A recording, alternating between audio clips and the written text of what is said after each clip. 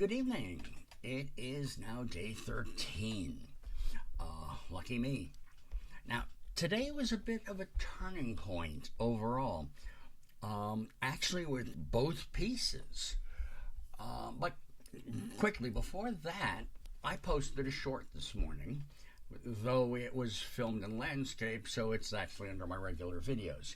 It's just a quick clip where my voice was sitting really low. I had severe morning voice today. So I recorded a little of that, and I actually managed to pull off a subharmonic, which I demonstrate. Really quick video. If you're curious what it all sounded like, I put the link in the description to the other video. So, back to the sessions. My primary today, up to this point, I've been working it in the two sections. Today, Be Prepared functioned as a full piece. Alright, so we'll start with take 117. And I will always throw numbers out, just note they're always going up. That is my, that was my calibration take, but today it was an anchor. Everything was just there. The A1 was grounded and the tone was consistent. And it was buzzing, and I wasn't thinking about how to do it. I just dropped to it. And it wasn't something I had to manage. It was there. I trusted it would be there. It was there. Take 118, which followed it, was actually the first time I put the first half that I've been working with the second half. And the mindset for that was, don't think about a second half. Think about you're all in one whole. And 118 confirmed that I could go through the entire piece as one structure. Now, there were a couple of familiarity gaps, which is strange because I've sung it informally so many times. Of course, the unfamiliarity gaps, mostly in the second half. But everything stayed sustained. Nothing collapsed. It pretty much all held together. So I refer to my first two takes as calibration and overcompensation. And then the third take is really where we see how it all plays out after all the initial setting up is really where it's supposed to be. But 17 and 18, or 117, 118, they felt good. I remember thinking after 117, I felt so good. I'm like, I want to start every day like this. It feels great. Take 119, it started to feel like a complete musical arc instead of sections all stitched together. The phrasing improved. More characters started to come through, and the tone was consistent through the entire piece. So, at this point, as far as Be Prepared is concerned, technique is really no longer the limiting factor. Now it's performance. Now it's really shaping. It's really interpretation, breath management, things that sit on top of the system, not the way the system itself is built. And because I'm doing the entire piece now, I actually took a technical session to build a new custom backing track for me to work against. The way I have been working is I have a karaoke track which has no lead vocals, and I have the release track as you hear on YouTube or if you've gotten the single. But the problem with that is my voice is not always the lead voice. There are the other performers, and they have lines as well. So in the performance track, you hear all of the lead vocals. In the karaoke track, when the other people sing lead, it goes away. So, again, a new backing track for me to work against. I split up these tracks. I recombine the sections from karaoke and release into basically one backing track, And that way I got the lead vocals from everybody else while taking out the lead vocals that I was replacing, which slightly makes me feel guilty for removing Jeff from the single, and at the same time kind of makes me feel proud that I can stand on my own with it. Now, at the very end, there's one section where the lead vocals that I would be singing overlap with the lead vocals that someone else is singing. Basically, there's a sustain by another singer, and I enter before that sustain ends. That required a little bit of careful trimming and overlap.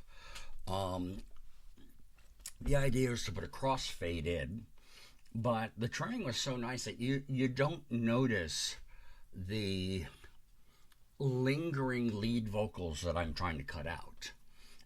It's like maybe an eighth of a second. So once that was solved, and now the levels had to be slightly adjusted, it's getting to sound, much better. And this is my bass line from this point forward. So the next phase is going to be really quite entertaining and enjoyable to do. And now you're going to notice my head shift really quickly because I've got something special to add in. Today I'm going to try something a little different. Up to this point I've been talking about my process, but I haven't actually shared any of the actual result. So with considering how productive today was, I figured it's the right time to start bringing some of that in. So I pulled a small excerpt from one of my takes today, and I'm going to play it back for both of us and then discuss it. I know that your powers of retention are as wet as a warthog's backside, but thick as you are, pay attention. My words are a matter of pride. So, obviously it's not perfect, but that's actually what I'm listening for. The entry is a little abrupt. The sustained vowel is something I've been working on to make it sound natural. It's still developing, and the line stays connected all the way through. Even at the end, the A1, which is a challenge depending on when I sing it, is starting to appear.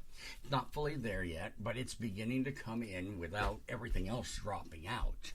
Now that is really where the shift is in all of this. It really doesn't come down to any one note anymore. It's about the moments being finished and carrying on. It's that the whole system stays engaged the entire time. And that was the addition. And I'm going to try to put more of those in and try to work them in a little more smoothly. This was really a first experiment with that. So let's move on to the secondary session. That was Boulevard, and also a pretty significant breakthrough, but the breakthrough actually didn't start today, it started yesterday. So during my primary session yesterday, I got to the chorus, which has a bunch of F4, D sharp 4, and F4 is a note that I have been massively struggling with. In yesterday's session, I cracked, I flatted, I falsettoed, and just threw off the entire line. The whole chorus it just didn't happen. All of them, every single one. Later in the day, I was in the car with my son, and we were just singing casually. We put Boulevard on, and I basically just had fun with it. And hit the chorus just fine. There was no effort, no targeting. It just was there. My initial reaction to that was, well, that's not fair. So I made the deliberate decision not to come back and try to record myself doing it. There were two real questions I needed to figure out, and that was why it worked and how it worked. And that was really the way I spent the rest of yesterday. So the immediate conclusion was actually kind of obvious. In the car, there was no microphone, no take number, no logging, no journaling. I was just there to sing. Not producing anything. So today, it wasn't about trying to recreate what I did in the car. It was trying to get in the mindset of being in the car, not being in the studio. And to do that, I actually made an adjustment. As you can see, I'm sitting here in the chair. Right here's the microphone. And typically I just sing into the microphone. Today, for Boulevard, I got out of the chair. I stopped leaning into the microphone. I actually put the microphone in a position where I could just be freely standing. And I just sang. I didn't even think of doing a take, which is tricky because to start the process, I click record on the thing that says now doing take this. But I took a moment, I thought, I hit go, and it did shift immediately. The breath flow was better, the support was incredible, and the continuity locked. The chorus, section 3, which has been my bane, it stabilized. I was hitting the C4s, the F4s, the D sharp 4s across the entire chorus. It wasn't perfect, but I wasn't reaching for them anymore.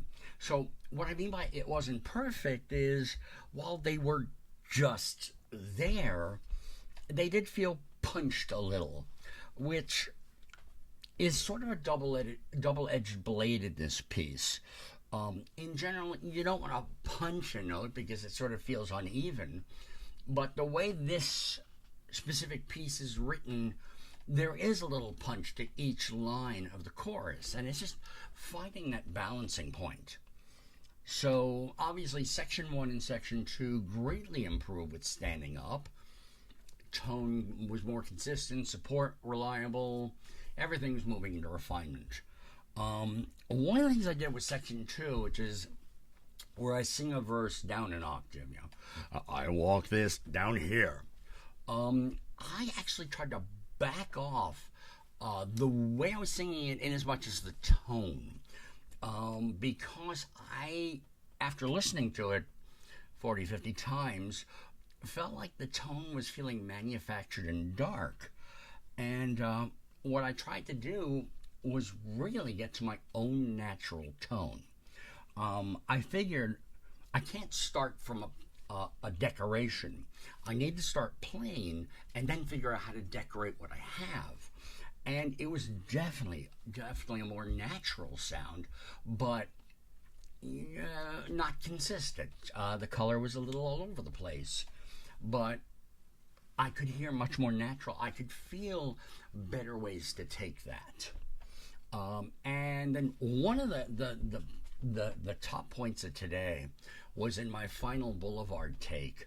Right at the top of the chorus, I flubbed and was somewhere else in the piece lyrically. I don't even remember where I was lyrically, but I think the first line of the chorus is my shadow, and I think I started to say I walk, which happens throughout the entire piece. But what really was wonderful about that was I got the lyric wrong, but I did it as an F4, followed it with a D sharp 4 and moved to the correct lyrics, and nothing ever fell down. So the fact that everything held and I was able to keep it going despite getting internally very distracted with the wrong lyric, that for me was like the capstone of the day. Section 4, the verse that's up an octave, It's still early integration, but as a result of standing up and everything else and not having section 3 leave me a little jazzed down, much more stable. I definitely see that I can work somewhere new at this point. I really think today was a general plateau across the board. So, like I said, today it's a shift.